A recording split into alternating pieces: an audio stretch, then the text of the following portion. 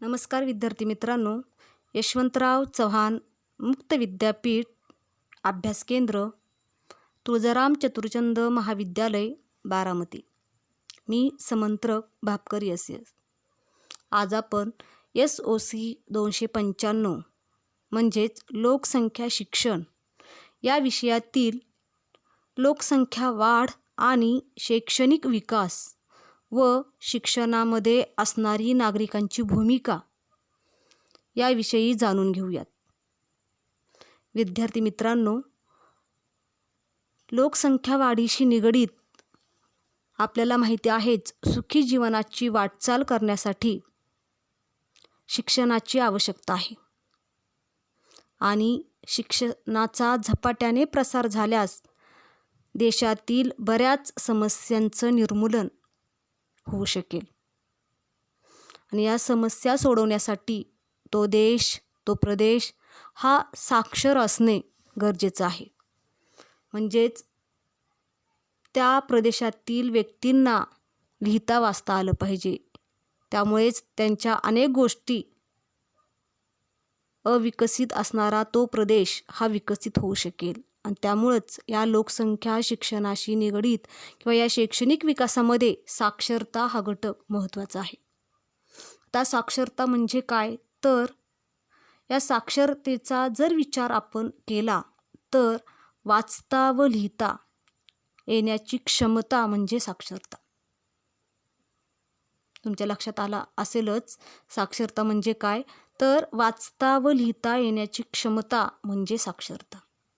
आता ही साक्षरता ही प्रामुख्याने लोकसंख्येची गुणवत्ता ही प्रामुख्याने त्या देशातील साक्षरतेवर अवलंबून असते.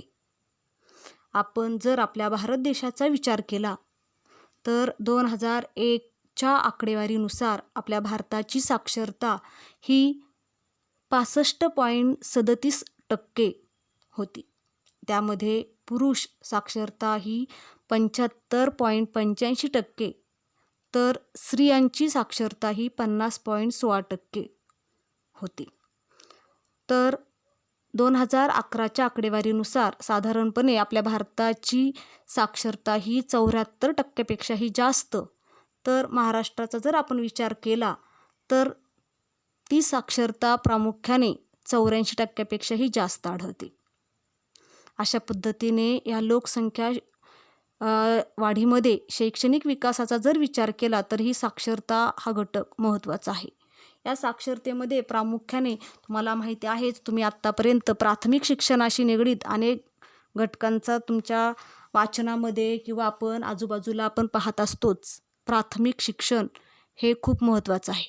म्हणजे घटनेच्या 45व्या कलमामध्ये सार्वत्रिक प्राथमिक शिक्षणाचा समावेश करण्यामध्ये आलेला आहे आणि त्यामुळेच देशातील सर्व मुलांना निदान प्राथमिक शिक्षण तरी मिळावं यासाठी शासन सर्व प्रयत्न किंवा सर्वकष असं प्रयत्न करीत आहे. आणि त्यामुळे तुम्हाला माहिती आहे, प्राथमिक शिक्षणामध्ये म्हणजे मुलांना एक वेळचं जेवण किंवा दुपारचा आहार हा दिला जात असतो, जेणेकरून विद्यार्थ्यांची संख्या वाढावी, विद्यार्थ्यांची गळती थांबावी आणि विद्यार्थ्यांना शिक्षणाची आवड निर्माण व्हावी. हे असे अनेक वेगवेगळे उद्दिष्ट या प्राथमिक शिक्षणाच्या या आहारामध्ये आहेत आणि त्यामुळंच प्राथमिक शिक्षण हे महत्त्वाचं आहे. त्यानंतर या प्राथमिक शिक्षणानंतरचा दुसरा महत्त्वाचा शिक्षणाचा टप्पा आहे तो म्हणजे माध्यमिक शिक्षण. प्राथमिक शिक्षण आणि विद्यापीठीय शिक्षण यामधील दुवा म्हणजे माध्यमिक शिक्षण. स्वातंत्र्योत्तर काळामध्ये माध्यमिक शिक्षणाची सामाजिक मागणी ही वाढत गेली आणि त्यामुळेच लोकसंख्या वाढीमुळे माध्यमिक शिक्षणाच्या गरजा भागविणे जरी कठीण झाले असले तरी माध्यमिक शिक्षणाचा दर्जा या लोकसंख्या वाढीमुळे सुधारणे अशक्य होत आहे. पण या शैक्षणिक विकासामध्ये माध्यमिक शिक्षणाची भूमिका ही महत्त्वाची आहे आणि या माध्यमिक शिक्षणानंतरचा शैक्षणिक विकासाचा तिसरा टप्पा आहे तो म्हणजे उच्च शिक्षण किंवा त्यालाच विद्यापीठीय शिक्षण असं देखील म्हणतात. या उच्च शिक्षणाच्या सुविधांच्या बाबतीत भारत भारताने बरीच प्रगती केलेली आढळते.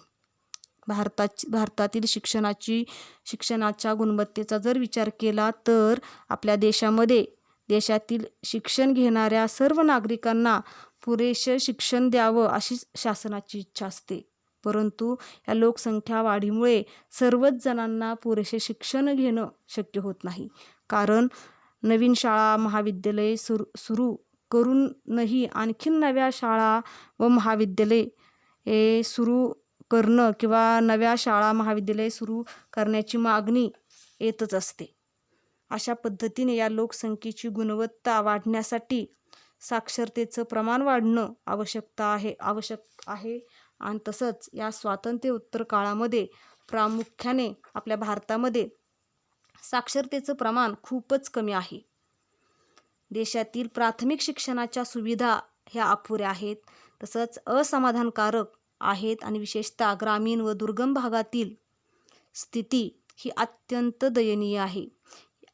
या वाढत्या लोकसंख्येमुळे शासनाचे प्रयत्न खूपच अपुरे पडतात आणि गरीब लोकांना आपल्या पाल्यांना शाळेत पाठविण्यात अनेक अडचणी निर्माण होत आहेत.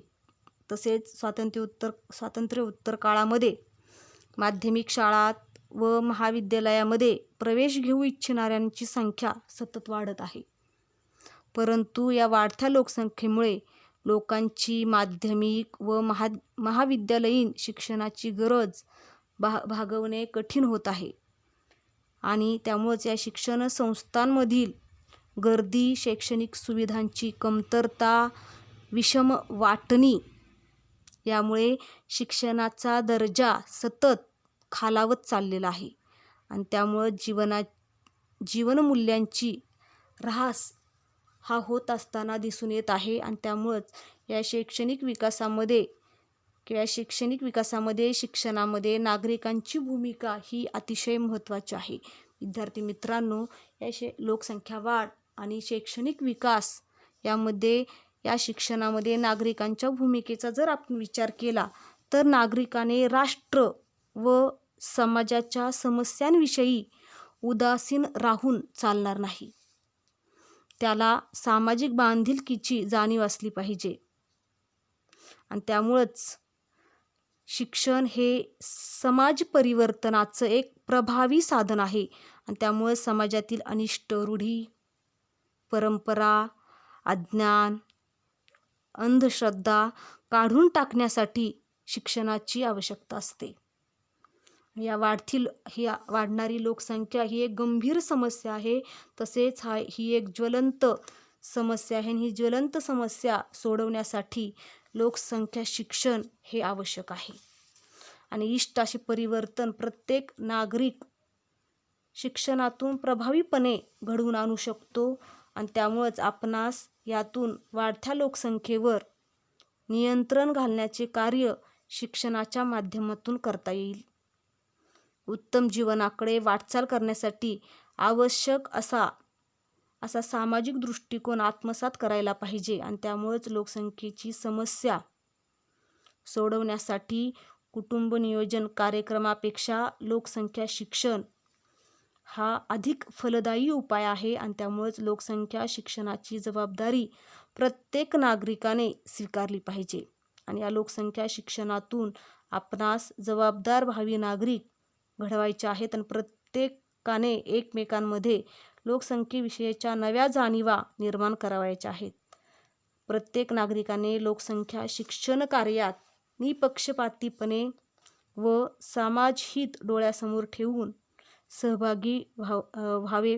त्यामुळेच लोकसंख्या शिक्षण एक स्वतंत्र विषय म्हणून शिकण्याची आवश्यकता नाही, तो आपण रोजच्या जीवनामध्ये तसेच रोजच्या घडामोडीतून गुंफून लोकसंख्या शिक्षणाची उद्दिष्ट साध्य केली पाहिजेत आणि त्यामुळेच या लोकसंख्या वाढीच्या या समस्यांची जाणीव घेऊन त्यावर विविध संदेश देऊन समस्या सोडवण्यासाठी प्रयत्नशील असले पाहिजे आणि त्यामुळे या संदेशाचा लोकसंख्या शिक्षणाशी समन्वय साधून आपली कल्पकता व कौशल्य दाखवली पाहिजेत आणि त्यामुळेच अशा एक एका जबाबदार नागरिक या नात्याने लोकसंख्या शिक्षणाची कार्यवाही करावयास पाहिजे आणि त्यामुळंच लोकसंख्या वाढ आणि या लोकसंख्या वाढीमध्ये असणारी आपली किंवा नागरिकाची भूमिका ही अतिशय महत्त्वाची आहे.